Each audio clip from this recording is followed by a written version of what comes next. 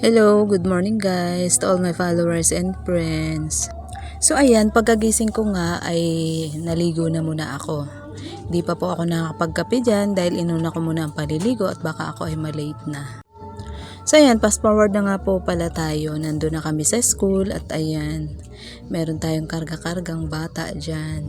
Ito ay anak ng isa sa mga nanay na kasama namin dyan sa pagbabantay sa aming mga apo. So ayan, napagkatubaan kong kargahin kasi ang cute-cute, ang taba-taba pati.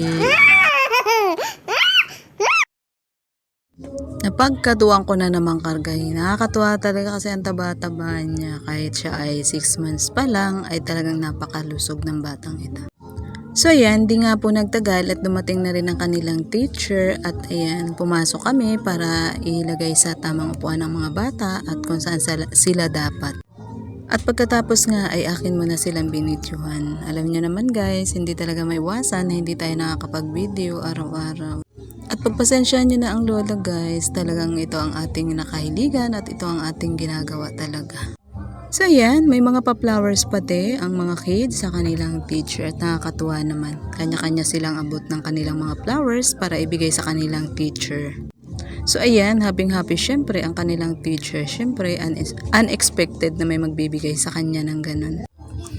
So ayan, yung aking apo lang ang hindi naka-red. Kasi nga, hindi ko naman agad na inform na mayroon palang ganun. Magre-read pala sila ng t-shirt ngayon.